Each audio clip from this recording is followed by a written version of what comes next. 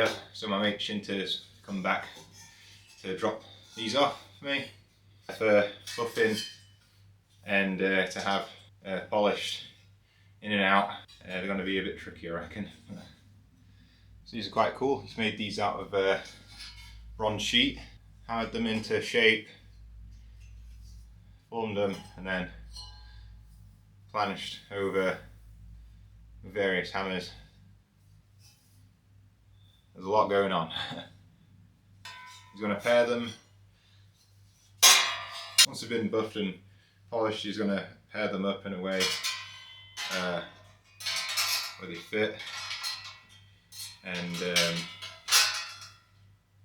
yeah, like that.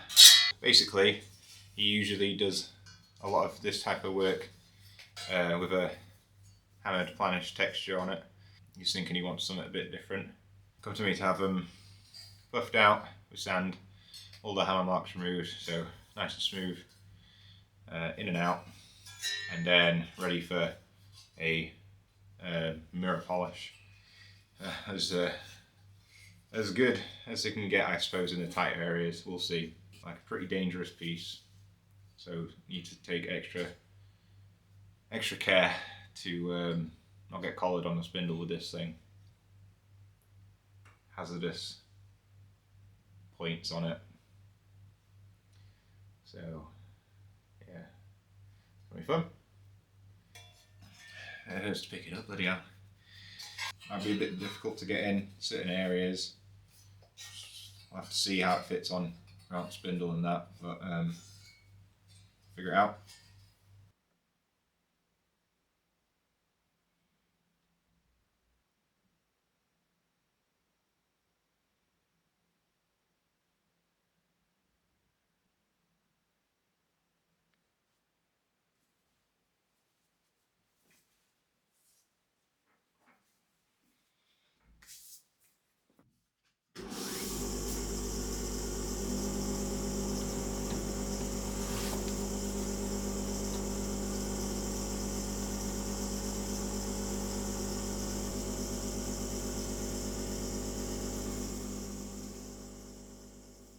So I'm just using this conical roller insider type of buff, and I'm basically working from each individual leaf and then work from the points around the edges of the perimeter of the actual piece, and then go work into the centres and then finish it from the centres.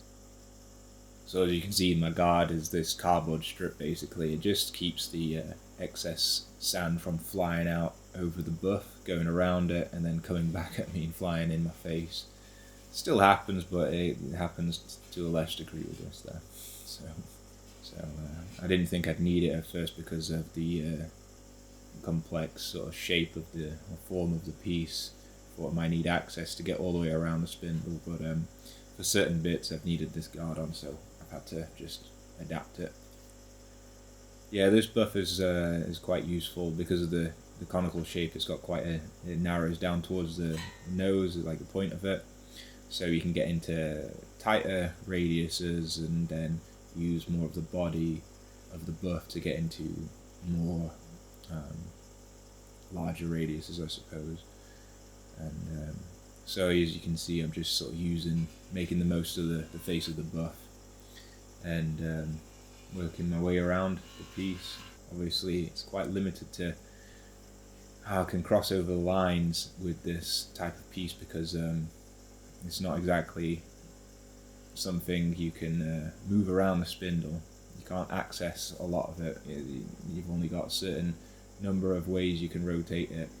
So I've just had to sort of make do what I can get to, and just but it came up. And the hammer marks here, and it's just basically just getting rid of all these hammer marks, planishing marks from the piece around these outside edges, which this buff is doing a pretty good job at.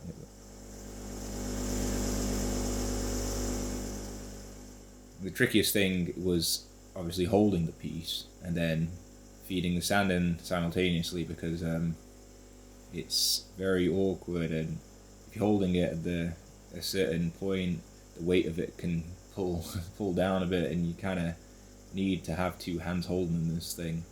Sometimes might be a case of just putting a bit of slapping a bit of sand on top of the piece and then grabbing it with two hands, and then feeding it onto the buff. Again, it's one of those things where I've had to sort of think about it and adapt as I go along.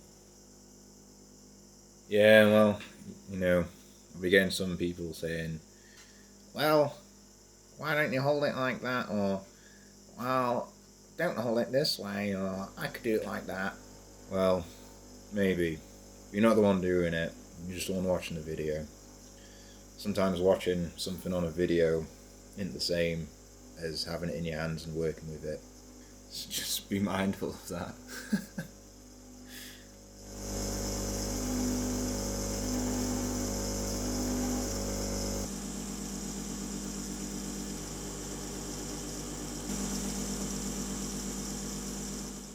So changed the buff here to a more of a pointier one. I guess this one is it narrows out toward a bit more towards the nose, and it's just getting into a tighter sort of curved radius on this leaf here.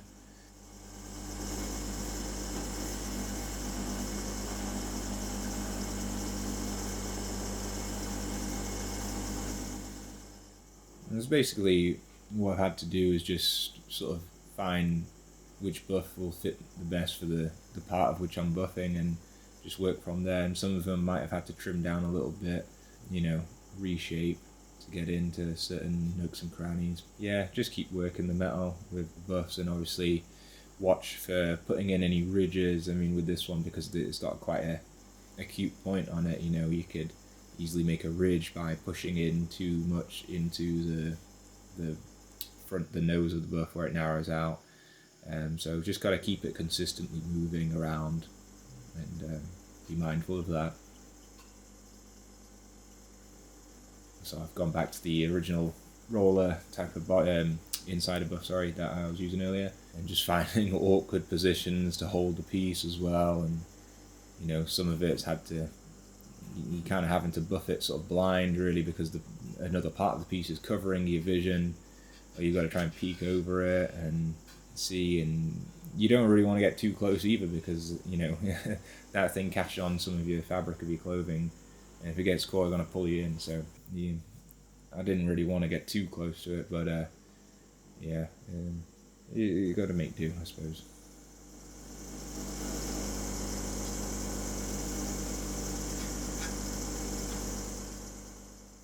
So here I'm just using this roller or insider to get into the main central, I guess, curvature of the body of this piece. I don't know what I'd call it, to be honest with you.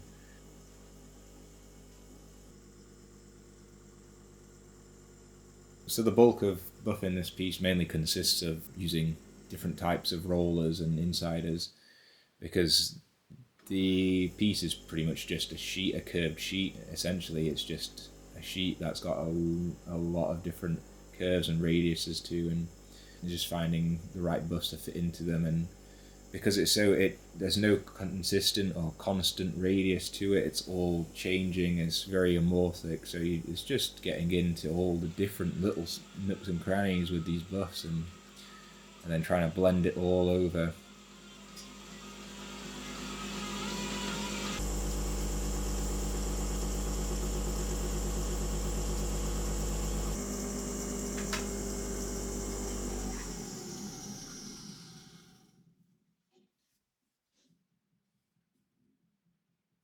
That's that one done. Just brushing it off here, checking it over, and I think it came out well.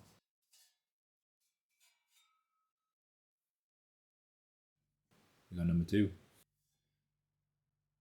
Yeah, so one thing that's important really is just holding this piece is so sharp and dangerous, and one of the awkward things is trying to hold it and not want to get my hand wrapped around it, in case it gets, because that's just a dangerous thing. It can get pulled in, the piece could get pulled in with my hand wrapped around it, and I wouldn't be able to let go in time. So I've really got to, when you're holding something like this, working with something this sort of shape, this dangerous form, especially with points on it as well, on a spindle that could get caught or dragged in, you want to be holding it in a position where you're able to let go of it as easily as possible, because it's going to happen so fast that you won't even have time to think about it.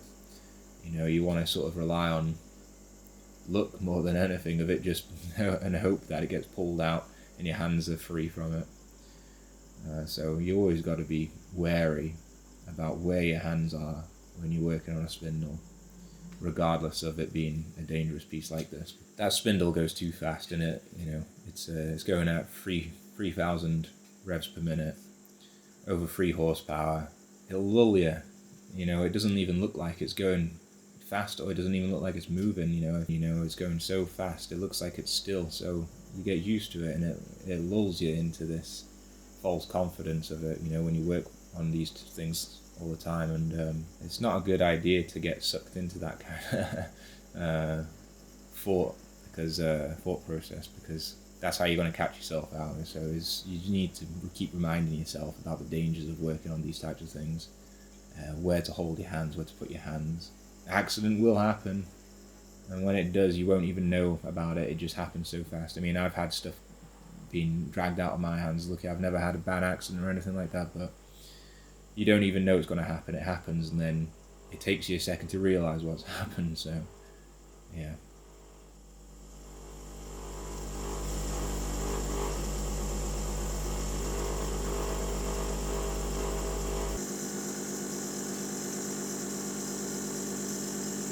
Where's the bloody thing? I've lost it.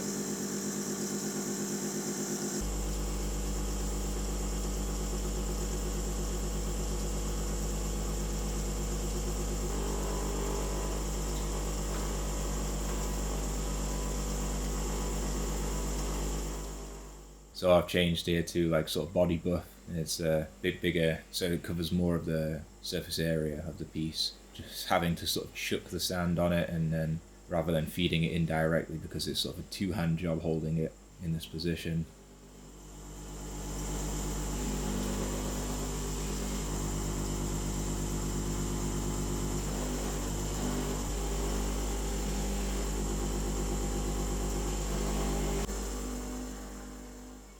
And sometimes I'll have to feed the sand in from behind the wheel or on top, and it's just such an awkward thing. And like here, it's not an ideal place to be holding it with it resting on my arm like that, but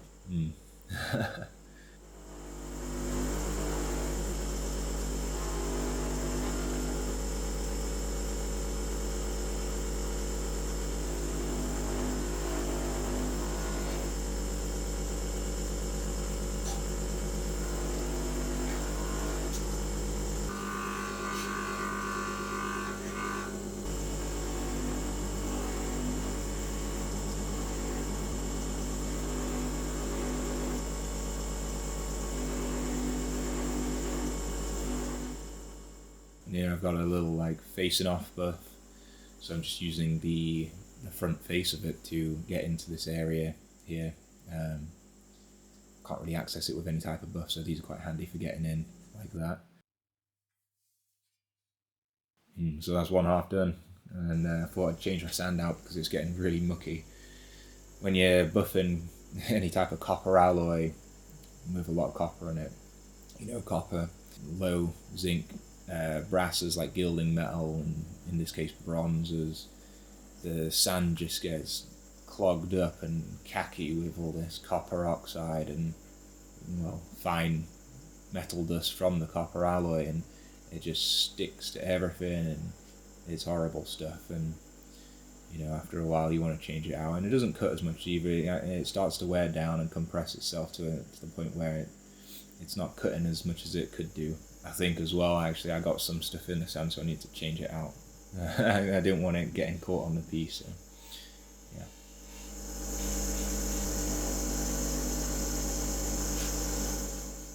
As you can see, it soon gets mucky again, and that white sand just goes dirty with all that copper oxide.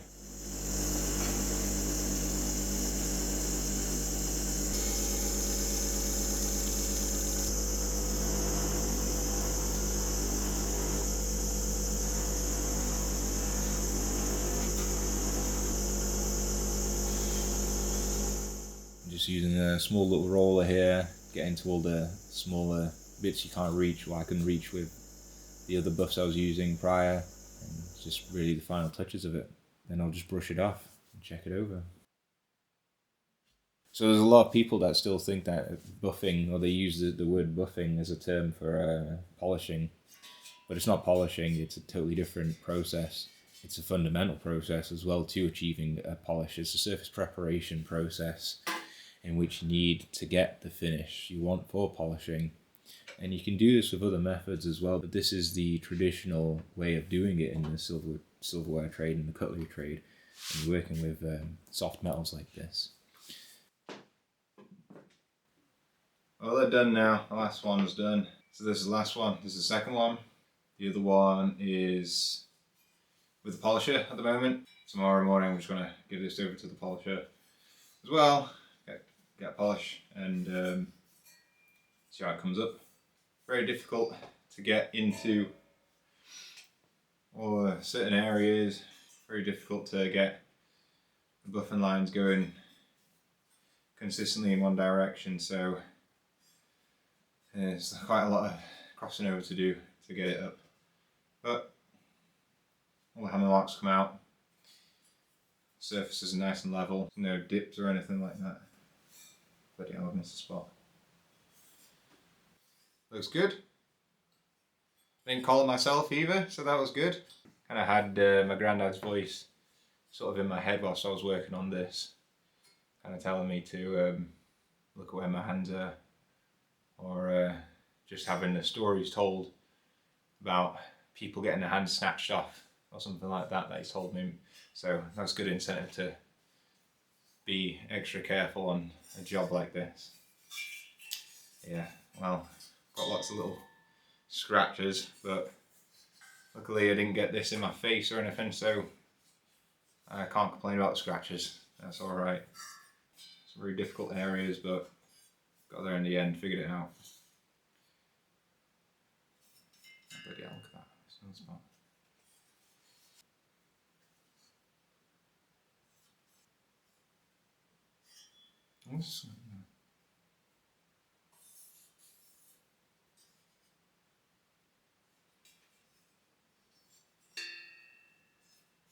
Yeah. That's it. Alright, marked up some spots. I'll do them tomorrow. Like I said, it's late o'clock now, so I'm going to have a strict wash and back at it tomorrow. So, yeah, get a good scrub up, and yeah. So tomorrow I'll touch up those bits that I've missed, and then I'll drop it off at the polisher, check on the other one, and yeah, see how they go from there, see what the finish is like, and then hand them back to Shinta. Just had to be really careful about where I was holding it, because it could just get snatched, and if I was holding it in the wrong place, finger could have got caught in it, taken my finger with it, or wrapped round, come back in my face or neck or something like that, or cut my arm open or something, which wouldn't have been very good. So yeah, glad for that. If anyone has been watching this video of me buffing this piece, and yeah, you wanted to do something similar, just think twice about it, because it's very dangerous doing something like this, and I was very wary about this, doing this piece, so I had to be very careful. You know, I know enough about working on the spindle to be confident in my own skills, but at the same time I don't have years of experience on a spindle, so yeah, it was risky. So if you think that, if you're watching this and you think that it doesn't look that hard, it might not be hard, but it's extremely dangerous to do something like this. So yeah, don't be attacking any jobs like this just willy-nilly, like, you know, because if this gets caught, you know, least of your worries is getting a big gash. You'll be getting off lucky if it cuts you open. So just be very wary of stuff like this that can get caught, snatched, that has edges, points, and obviously strange shape that is extremely difficult to access. So yeah, be careful. So please just view this video as a educational purpose. Don't think that after watching this you're ready to have a go at doing something like that. Absolutely avoid doing something like that.